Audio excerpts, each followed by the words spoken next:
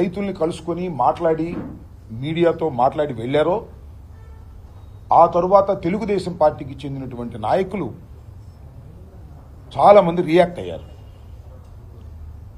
వ్యవసాయ మంత్రి గారు కూడా రియాక్ట్ అయ్యారు. ఇంకా కొంతమంది మాజీ మంత్రులు రియాక్ట్ అయ్యి పచ్చి అబద్ధాలు చెప్పేటటువంటి కార్యక్రమం చేశారు. వ్యవసాయ మంత్రి గారు మాట్లాడుతూ ఏమంటాడంటే, ఇప్పుడు 13,000 అమ్మింది 1-2 సార్లు తప్ప మిర్చి అనేటువంటి మాట మాట్లాడాడు. వ్యవసాయ మంత్రి గారికి మరి సమాచారం ఉండి మాట్లాడాడో సమాచారం లేక మాట్లాడాడో నాకు తెలియదు. అంతేకాదు, ఇవాళ మిర్చి రైతులకు సంబంధించిన అంశం మీద ఎప్పుడైతే జగన్మోహన్ రెడ్డి గారు మిర్చి యార్డుకు వచ్చి రైతుల్ని పరామర్శిస్తారని తెలిసిందో వెంటనే ముఖ్యమంత్రి గారు ఏదో సమీక్ష నాటకాన్ని ఆడి కేంద్ర వ్యవసాయ మంత్రి అయినటువంటి శివరాజ్ సింగ్కి ఒక లెటర్ రాశాడు. అయ్యా, మిర్చి ధర పడిపోయింది, మీరు రావాలి, మీరు ఆదుకోవాలి అని. అది కాదు చేయవలసింది.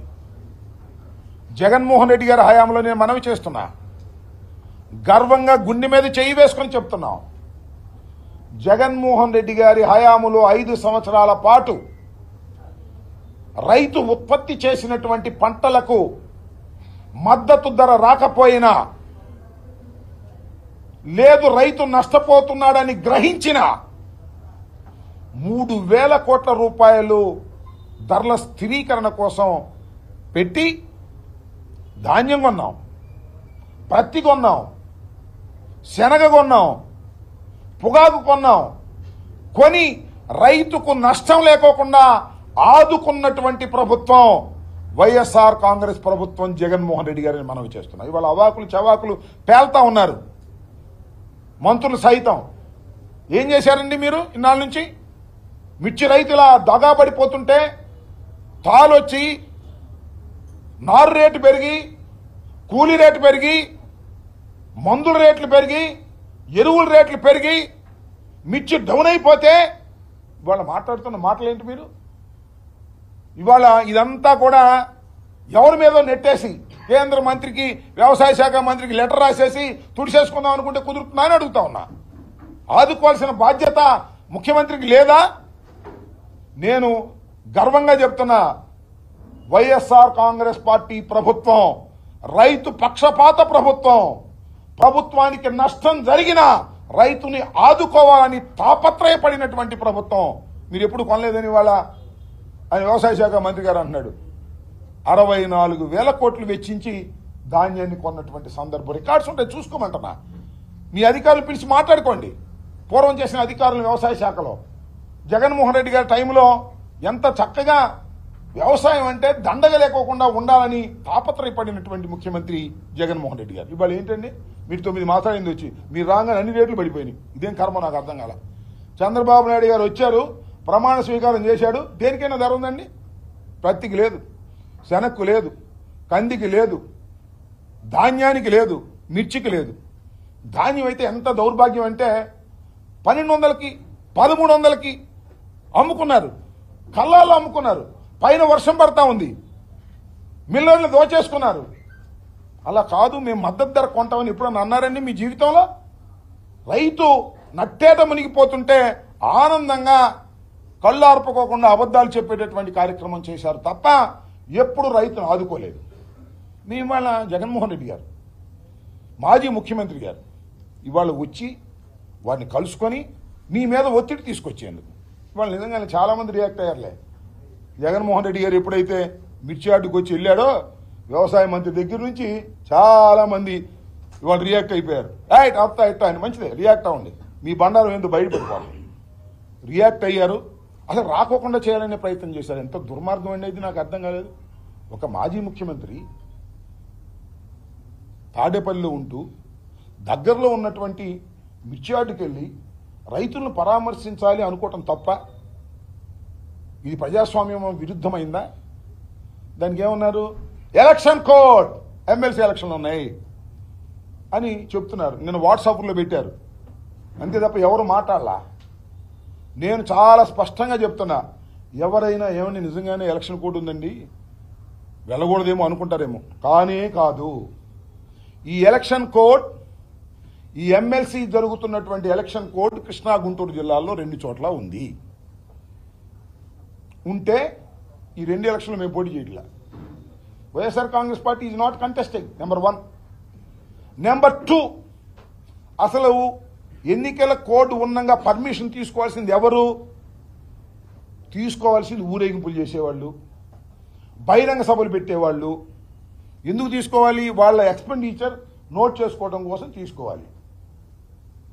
జగన్మోహన్ రెడ్డి గారు వచ్చింది మిర్చియాడ్కి ఎమ్మెల్సీలకు ఓట్లు అడగడానిక?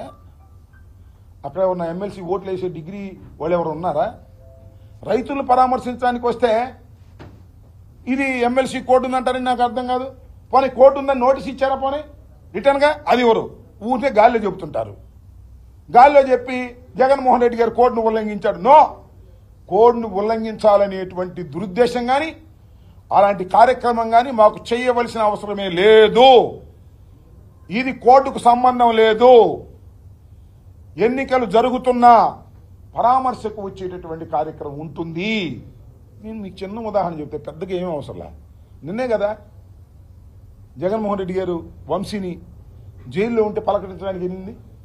అప్పుడు కూడా కారులు వేసుకెళ్ళారుగా, అప్పుడు కూడా జనం బాగా వచ్చారుగా, ఆ రోజు పోలీసులు అందరూ వెళ్ళి అడ్డుకున్నారుగా. మరి అక్కడ వంశీని పలకరించడానికి వెళ్ళినప్పుడు రాని కోర్టు రైతుని పరామర్శించడానికి ఎందుకు వచ్చిందయ్యా బాబు? చెప్పాయా చంద్రబాబు నాయుడు గారు? మనం చేస్తానా? హోంమంత్రి గారు చెప్పమంటున్నా? అక్కడ ఇక్కడ ఒకటే కదా. కాకపోతే అక్కడ ఒక ఐజీ ఉన్నాడు, ఇక్కడ ఒక ఐజీ ఉన్నాడు. ఏమైనా తేడా ఉందేమో నాకు తెలియదు. కృష్ణా జిల్లా, గుంటూరు జిల్లాలో కలిసి ఎమ్మెల్సీ ఎన్నికలు జరుగుతున్నాయి. తెలుగుదేశం పోటీ చేస్తుంది, ఆపోజిషన్గా వేరే ఇండిపెండెంటో లేకపోతే ఇంకో ఆయన పోటీ చేస్తున్నాడు. మాకేం సంబంధం? ఎవరన్నా సపోర్ట్ చేశామా? లేదుగా. మరి గుంటూరు కృష్ణానదికి అటొక రూలు, కృష్ణానదికి ఇటొక రూలు ఉంటుందా? 2 ఒకే నియోజకవర్గం కదా ఎమ్మెల్సీలకు వచ్చి. అక్కడ లేని రూల్ ఇక్కడ ఎందుకు వచ్చింది? అక్కడ అంటే వంశీని పలకరిస్తున్నారు కదా, పెద్ద ప్రాబ్లం లేదనుకున్నారు. ఇక్కడ రైతులను పరామర్శిస్తున్నారే, రైతు ఇష్టం వచ్చినట్టు చెప్తాడే, ఉన్న వాస్తవాలు చెప్తాడే, అందువల్ల దీన్ని ఆపేయాలి ఎట్టా కొట్టగా రాత్రి అంతా కుట్ర చేశారు. అయినా మా జగన్మోహన్ రెడ్డి గారు ఎన్ని కుట్రలు చేసినా ఛేదించుకొచ్చేవాడు కదా. చివరికి ఏం చెప్పారు? సెక్యూరిటీ లేదు ఇవాళ. It is very serious issue. ఇందాక మా మాజీ మంత్రి గారు చెప్పినట్టుగా, ఏమండి సెక్యూరిటీ ఎవరికి ఉంటుందండి? నాకు ఉంటుందా? వీళ్ళకు ఉంటుందా? ఉండదుగా. మీ మంత్రులు పోయినా కూడా మాకు ఉండదు. కానీ as ex chief minister Z+ security ఉంటుంది. ఎక్స్ చీఫ్ మినిస్టర్ గారికి Z+ సెక్యూరిటీ ఉంది. ఇప్పుడు ఆయన not only ex chief minister, ఒక ఎక్స్ చీఫ్ మినిస్టర్ గారి కుమారుడు, దివంగత రాజశేఖర రెడ్డి గారి కుమారుడు. ఆయనకు ఒక Z+ సెక్యూరిటీ అనేది ఉంది. ఇవాళ కనపడలా. ఎందుకు కనపడలేదంటే పర్మిషన్ తీసుకోలేదంట. ఒక్కడు రాలేదండి, ఒక్క వ్యక్తి కూడా పోలీసులు రాలా. కానీ కొంతమంది వచ్చారు, నేను చూసా, మఫ్టీలో వచ్చారు. వచ్చి డోళ్ళ పైకి ఎగరేశారు. ఎందుకంటే కేసులు పెట్టడానికి డోళ్ళ పైకి ఎగరేసి ఆనందాన్ని అనుభవించారు. ఎవరిది డైరెక్షన్ అంతా? హోంమంత్రి గారు అనుకున్నారా? కాదు. నారా లోకేష్ గారి వికృతానందం కోసం చేస్తున్నటువంటి పని. ఇవాళ జగన్మోహన్ రెడ్డి గారు మాజీ ముఖ్యమంత్రి గారు వెళ్తున్నాడు కదా, ఎవరు వెళ్ళమాన పోలీసులు ఏదో వంక పెట్టేయండి. నేను మనవి చేస్తున్నా, ఇది కుట్ర.